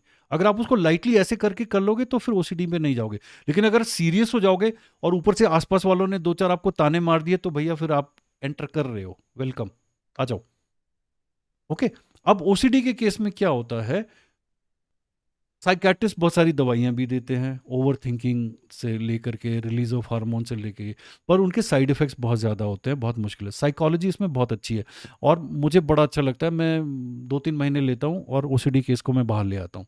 अब मेरी थ्योरी क्या होती है, जैसे मैं कोई पर्टिकुलर एग्जांपल ले लेता हूँ, मैं चलो एक फीमेल का एग्जांपल ले लेता हूँ, उसमें मैंने उनसे बहुत अच्छे पैसे लिए, आई charge them in lakhs. I said if you really want, क्योंकि वो 6 साल से सफ़र कर रही थी, पता नहीं कितने पैसे खर्च कर चुके थे और उनको सोल्यूशन नहीं मिल रहा था। I said I will take so many lakhs rupees and I will make sure 3 months she is out of it. और मैं फिर लिटरली क्या करता था, early morning I used to pick her up every day, take her to lake, make her run, पूरा उसका मैं धुआं निकाल देता था। फिर उसको बहुत अच्छी जगह रेस्टोरेंट में ले जा करके 5 स्टार होटल्स में ले जा करके ब्रेकफास्ट करवाता था और 11:30-12 उसको मैं घर छोड़ देता था। तो बड़ी हाई सेल्फ स्टीम से वो बाहर जाती थी, ठीक है। उसके बाद में घर जा कर के वो आधा पौना घंटा उसको फ़र्क नहीं पड़ता था कि डस्टबिन खराब है या झाड़ू है, बिकॉज हाई सेल्फ स्टीम होती थी उसकी, ठीक है, डन। लेकिन उसके बाद में जैसे ही वो सेम वाले घर में आ जाती थी और वो चीज़ें बार बार देखती थी, तो फिर 3-4 घंटे के बाद में बैक टू स्क्वायर वन। तो मॉर्निंग में मेरा उसका ये रूटीन होता था। उसके बाद में फिर मैंने उसके ऊपर काम करना शुरू किया। उसको ड्राइविंग नहीं आती थी, I put her into a driving school के ड्राइविंग करना शुरू कर। बॉडी उसकी बहुत अच्छी थी, एथलेटिक बॉडी थी, ब्यूटीफुल थी। तो उससे रिलेटेड जो है थोड़ा मॉडलिंग में, तो दिन में instead of staying at home, she was into attending grooming classes, she was attending ये अपना ड्राइविंग क्लासेस, इस तरीके से। और उसका मैंने कैनवस बड़ा कर दिया। I knew lot of models, बहुत सारे मॉडल्स थे जिनको मैं जानता था, मैंने उनके साथ उसको इंट्रोड्यूस कर दिया और उसका पूरा सर्कल चेंज कर दिया। धीरे धीरे उसको घर अच्छा नहीं लगता था, वो उस घर में जाना नहीं चाहती थी। Then I asked her husband के चेंज दी लोकेशन, अपना घर चेंज कर लो, किराए पे था। बिकॉज चेंज ऑफ लोकेशन बहुत ज़रूरी होती है। फिर हस्बैंड के एटीट्यूड में उसको सबसे ज़्यादा प्रॉब्लम अपनी मदर इन लॉ से थी। उसकी मदर इन लॉ ज़्यादा एजुकेटेड नहीं थी और वो उसको देख करके बहुत टेढ़ा मेढ़ा बोलती थी। तो फिर उसके हस्बैंड को बोला गया कि मदर इन लॉ को चेंज तो नहीं कर सकते, लेकिन ये है कि इंट्रैक्शन कम कर दो। हर बार घर जाते हो तो ज़रूरी नहीं बीवी को साथ में लेके जाना, तुम अकेले भी जा सकते हो एटलीस्ट 6 महीने के लिए। Let her come out of this thing. Today she is a fantastic lady in Chandigarh, she runs her own NGO and OCD उसके आसपास नहीं है। ओके, इसमें बहुत सारी थेरेपी होती है। एक तो ये थेरेपी होगी, दूसरी थेरेपी होती है ओवर एक्सपोजर की। जैसे एक फीमेल थी, उसको क्या था कि डस्टबिन को देखते ही उसकी हालत खराब हो जाती थी। वो डस्टबिन को देखते ही मतलब एकदम से चिल्ला पड़ती थी। तो ओवर एक्सपोजर में हम क्या करते हैं, I used to make her sit, एक स्टूल पे उसको बिठा दिया, उसके आसपास सारे डस्टबिन रख दिए और उसके दोनों हाथ उस डस्टबिन के ऊपर रख दिए और सिबली आधा आधा घंटा के डस्टबिन को ऐसे पकड़ के रख, डस्टबिन के अंदर हाथ डाल। ये ओवर एक्सपोजर थ्योरी होती है। तो इस टाइप से OCD को ठीक करने की बहुत सारी थ्योरीज होती हैं। जब कोई केस आएगा तब बताना, then I will tell you कि इसके ऊपर थ्योरी क्या लगानी है आप। ओके, डन, बस। तो अब हम सिलेक्ट कर लेते हैं So I can topics. tell you, okay. बस अभी रुक जा, बहुत ज़्यादा हो जाएगा पर लंबा खिंच जाएगा। 5 बजे मेरा सेशन भी है। ओके, तो अब मैं चाहता हूँ कि एक एक टॉपिक पिक कर लो सब लोग, जिसके बारे में आप बात करोगे, और व्हाट्सएप पे भेज देना अपना topic. The topics have to be related to teenage issues. Teenage का जैसे इनफैचुएशन हो जाती है, या सेल्फ एस्टीम हो जाती है, या एंग्जाइटी हो जाती है, या लैक ऑफ स्टडीज़ हो जाती है, मतलब पढ़ने का मन नहीं करता है, प्रोक्रेस्टिनेशन हो गया, राइट, या फोमो हो गया, फियर ऑफ मिसिंग आउट हो गया, या सोशल मीडिया से रिलेटेड ले लो, या ईटिंग डिसऑर्डर पकड़ लो कोई, बॉडी इमेज इश्यूज। हाँ, बॉडी इमेज इशू पकड़ लो। इस टाइप से एक टॉपिक ले लो सब लोग, और मेक श्योर के 2 लोगों का सेम टॉपिक नहीं होना चाहिए। तो जो सबसे पहले व्हाट्सएप कर देगा, इसका मतलब वो टॉपिक उसका हो गया। Done, each one of you, Hindi English जिस मर्जी भाषा में, आपको 10 से 12 मिनट उस चीज़ के बारे में बोलना है। ओके, ये टॉपिक वो होना चाहिए, या तो आप उस चीज़ में बहुत अच्छे हो, या फिर ये वो टॉपिक होना चाहिए जिसके बारे में आप जानना चाहते हो, ताकि we will also then give you comments on that. Purpose ये होता है कि जब आपकी पकड़ हो जाती है, जितने भी ये टीनेज इश्यूज हैं, तो आपको जब ये केस हैंडल करना पड़ेगा तो आपने ऑलरेडी स्पेड वर्क किया हुआ है, ठीक है। और बाकी लोग जो बोलेंगे, अगर आप इसको रिकॉर्ड कर सकते हो तो रिकॉर्ड कर लेना, बाकी जब लोग अपने अपने टॉपिक के बारे में बात करेंगे, so that for you it becomes easy to, right. बस आज के लिए बहुत है। अब कोई एक गाना Yes. सुना दो somebody। सर क्वेश्चन अभी पूछ सकते हैं क्या, खत्म हो गया टाइम? अच्छा चलो एक एक क्वेश्चन पूछ लेते। सर टेस्ट होते पर्सनालिटी टेस्ट, क्या ये हम लोग पॉजिटिव साइकोलॉजिस्ट या काउंसलिंग साइकोलॉजिस्ट भी कंडक्ट कर सकते हैं या फिर क्लिनिकल वाले ही नहीं, करते वो हैं? क्लिनिकल के टेस्ट अलग होते हैं यार, और ये साइकोलॉजी, ये तो नेट के ऊपर इतने पड़े हुए हैं यार, दबा के पड़े हुए हैं, फ्री ऑफ कॉस्ट कर लो। प्रॉब्लम कहाँ आती है, टेस्ट तो बहुत सारी साइट्स हैं जो कर देंगी, बट वो आपको फिर एक रेडीमेड रिपोर्ट देंगी। You need a human, some experience person to go through your profile, talk to you and then match and then come out with a solution। Because अगर आप जो वैसे आप जो टेस्ट मैं करता हूँ वो टेस्ट आप ऑनलाइन भी कर लो, आपको एक रेडीमेड रिपोर्ट भी आ जाएगी, दिल बी नो ह्यूमन इंटरेक्शन, आप क्लैरिफिकेशन नहीं ले पाओगे, और हो सकता है कि आपकी परसेप्शन जो है, जो वो कम्युनिकेट करना चाहते हैं, वो वैसी ना हो। तो इसीलिए counselling has its very important role. उसी टेस्ट को अगर एक काउंसलर करता है तो वो अपना इनपुट जरूर डालेगा उसमें। और सर ओके, ये बाय टाइम डेवलप होती होगी क्या चीज़? एबिलिटी टू टेस्ट, उसमें रिपोर्ट अपना इनपुट डालने की एबिलिटी, ये बाय टाइम डेवलप होती होगी बहुत टाइम काउंसलर? लगता है, बहुत टाइम लगता है। शुरू में तो सब लोग कट पेस्ट करते हैं, लेकिन उसके बाद में जब धीरे धीरे आप समझना शुरू कर जाते हो तो फिर आपको, अब मेरे को ज़्यादा टेस्ट करने की ज़रूरत पड़ती ही नहीं है। सामने वाला जब प्रॉब्लम बोलता है तो मुझे आइडिया लग जाता है कि इशू क्या है और क्या इसका रिजल्ट आएगा। So this is what experience makes you, right. तो अपना रिजॉल्व स्ट्रॉन्ग कर लो कि हाँ हमें काउंसलिंग में आना है। और अभी अगर किसी को लग रहा है कि भाई ये बहुत मुश्किल काम है, मैं इसमें जाना नहीं चाहती, तो you can take a step back, no issues. Okay, you can learn it, जो ये इंटर्नशिप चल रही है इसको आप सीख लो। बट अगर आपको लगता है कि नहीं, मेरे को तो कुछ ऐसा चाहिए कि मैं अभी जलेबियाँ बनाऊँ और अभी बिक जाए और शाम को मेरे को खूब सारे पैसे आ जाए, इफ़ यू फील कि मेरे को तो भाई ऐसा चाहिए, तो फिर इसमें मत जाना। सर या लास्ट क्वेश्चन ऋतु।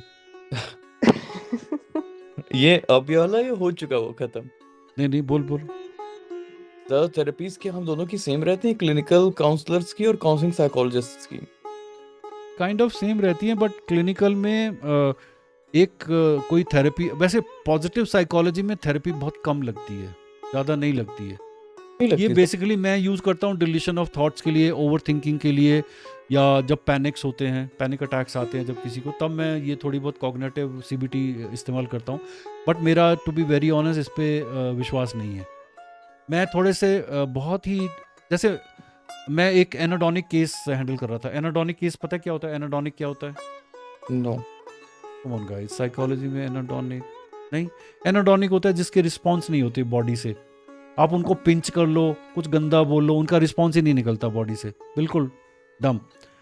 तो अब इसके ऊपर में अगर मैं सीबीटी लगाता तो 6 साल, मतलब 2-3 साल तो लग ही जाते धीरे धीरे, और इतना फिर कोई नहीं आता यार। मैंने क्या किया, मैं उस लड़की को ऋषिकेश ले गया और मैंने उसको बंजी जंप करवा दी। जब वो मिड एयर थी तो ऐसी चिल्लाई जोर से वो। उसके बाद में थोड़ा बहुत मुझे काम करना पड़ा, she was no more energy, खत्म कहानी। ओके, हाँ, don't follow me 100%, you have to see कि उसके पास करेज कौन सा है। उस लड़की के पास फिजिकल करेज था, ऐसा ना हो कि उसके पास फिजिकल करेज नहीं है and she falls as a dead person. Okay, so get into the serious things, then only ये काम करवाना, अदरवाइज मत करवाना। Right, all the best, fantastic, बहुत अच्छा लगा, and thank you sir. Bye bye, take care all of you. Bye thank you. bye. एक Thank you. मैं से एक स्क्रीनशॉट ले लेता हूँ। Yes, thank you sir, thank चल, you ma'am. Thank you, yeah sir. एक स्क्रीनशॉट अब सारे हैं बस, ठीक है। Thank you, bye bye, take care, bye. Bye, sir.